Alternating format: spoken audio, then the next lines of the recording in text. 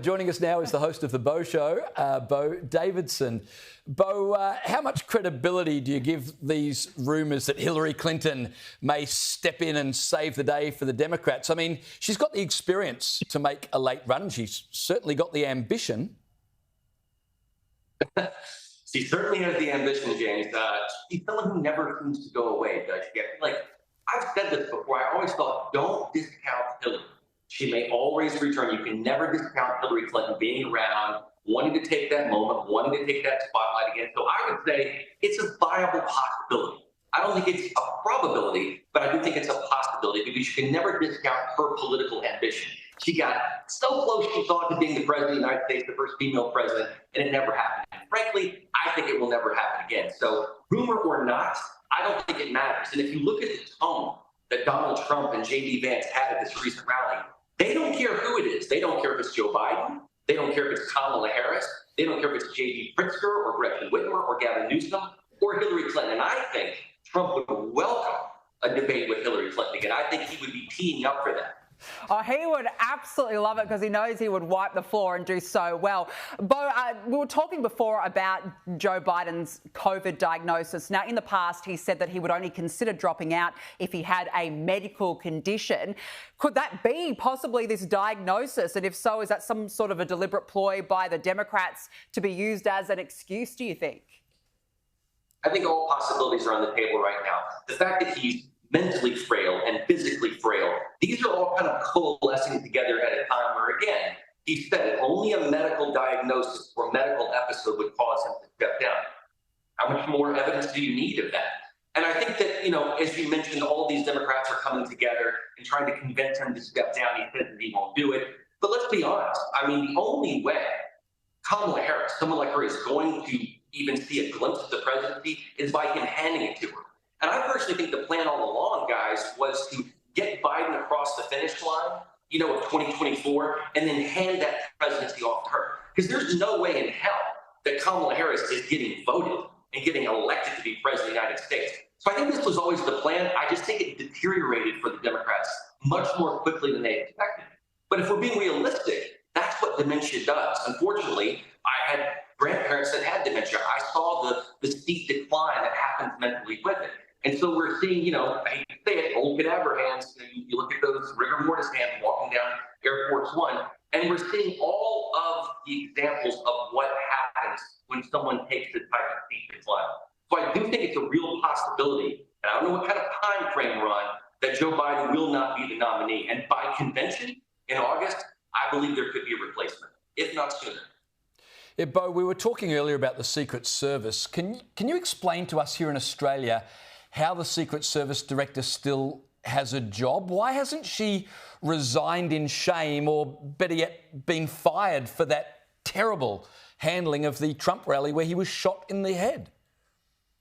Well, let's look at it this way, James. You have all of these bureaucrats in Washington, D.C., which is what Donald Trump has shed a light on. They don't want to step down. They are lifetime appointments. They want to be career politicians. Chuck Schumer, Nancy Pelosi. These are people that have been in office for so long. It doesn't matter what they've done because they're never going to step down. Even with calls of saying, you should resign, you did a terrible job, they still won't step down. So if you have someone like the head of the Secret Service and there's this gross incompetence, gross negligence, she's still in there because of the Biden administration. The Biden administration cannot afford to admit any fault of anything right now because their campaign is in shambles. To admit fault is to say, yeah, we messed up. And that's why I think that she still has her job, even though we know that that would never happen in the Trump administration. Remember, it was Donald Trump who looked at James Comey and said, you're done, you're gone, you're fired. If nothing else, Trump's presidency before and what could be coming up in November is a great spotlight on why you have to drain the swamp. You have to put a focus, a sharp laser focus on bureaucrats in Washington, D.C. who don't get the job done. Look at DHS, look at the border, look at every single element right now. Mayorkas, it doesn't matter which official you pick. They are all incompetent. So when you get a new Trump administration, what I love about the guy, what I think a lot of Americans love about him, is he's going to put a focus on those administrations and those bureaucracies and say, enough. If you're incompetent at your job, you're done. It's over. So So I believe it's because it's a Biden appointee. I believe it's because they're his people. That's why she still has a job, but she shouldn't. Yeah, absolutely. You're spot on there. Yeah. Now, before we let you go, Bo, JD Vance has, as we know, been named as Trump's running mate, and it looks like he's really salivating at the chance to debate his opposition number, Kamala Harris. Here is JD Vance speaking earlier. Kamala Harris said something to the effect that I have no loyalty to this country.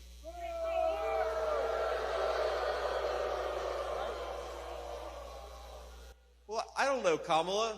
I did serve in the United States Marine Corps and build a business. What the hell have you done other than collect a check? He's not bad with the one-liners already, Bo. Look, Kamala would rather join Biden with COVID than debate this guy, wouldn't she? I totally believe that. Look, Kamala's word salad. She can't make any sense of anything. She's almost as bad as Biden. But I think what J.D. Vance does is he brings this new life to the ticket. He brings a new life to government. He is the next generation of America First. And frankly, I think the GOP needed that. But look at who J.D. Vance is. You guys know about Hillbilly Elegy, the book, and then, of course, the movie from Netflix. When I saw it, I didn't really know who J.D. Vance was. And I encourage those of you watching to go watch the movie and read his book. It's an amazing story. He is an example of the American dream. He's an inspiration to so many people. And he's also an example of the working class, which I think a lot of people would call the forgotten working class, the forgotten middle class. He talks in his book about privilege, the sort of idea of white privilege. Not a single person in this community, this poor community, was privileged. People don't feel privileged. And so you look at the landscape of politics right now, I feel like J.D. Vance represents this comeuppance, this I can come from nothing and be somebody. I can go into the United States Marine Corps. I can go to Ohio State. I can go to Yale. And then I can become what is likely to be the next vice president of the United States. And I think he also represents someone who can succeed from a bad childhood.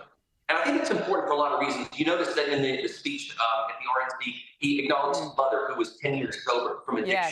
Those are important things. Yeah. Because, addiction is a real thing in this country. No, you're absolutely spot on. Bo Davidson, really good to speak with you. Thank you so much for joining us this evening.